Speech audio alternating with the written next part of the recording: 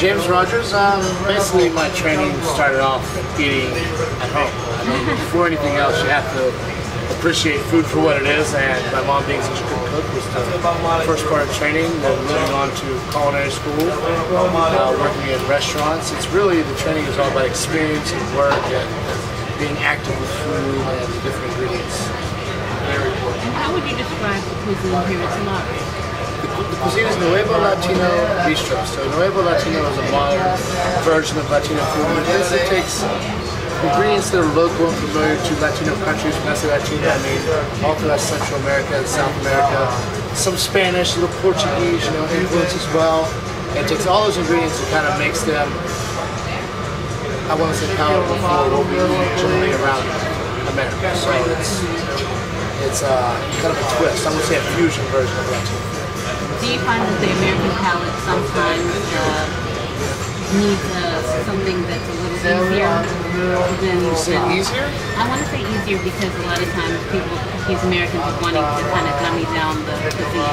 I would say not just easier, but more. I think familiar. So I wouldn't say the word. When you say the word easier, you're talking about, for example, like potatoes and meat. Like, is that what you're talking about? Well, actually, I was saying with sometimes for some Americans, different spices might be a little more challenging.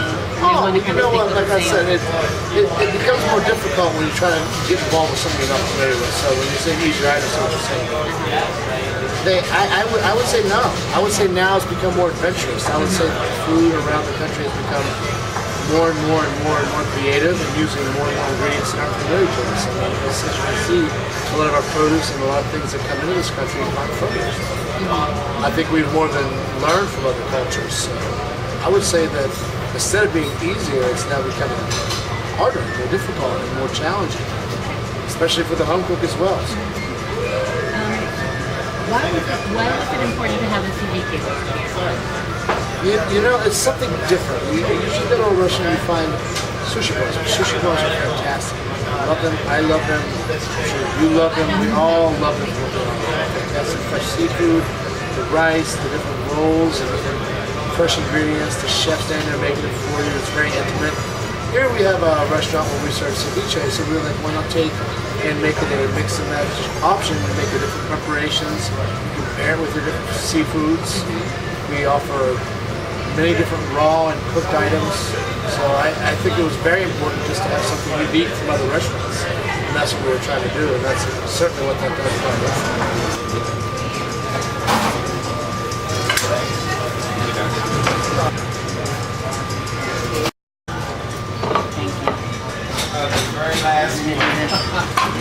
Those are two triple ceviches. Thank you. Which is our traditional ceviche with jumbo lump crab served with tortilla chips. Our tropical fruit ceviche with shrimp served with plantain. Fire nice with our fish of the day, which is wahoo. The prickly pecorino on top. We have our ginger tataki with tuna, seared rare, white truffle wasabi mayo, a little shaved fennel and liquid ginger.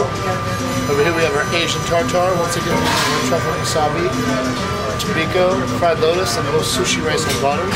And over here is our Peruvian style sashimi called tiradito. Tiradito is served with Scottish salmon, sea salt, lemon juice, chipotle, and scallion. On the side is calabaza salt. Calabaza being the word for squash or pumpkin.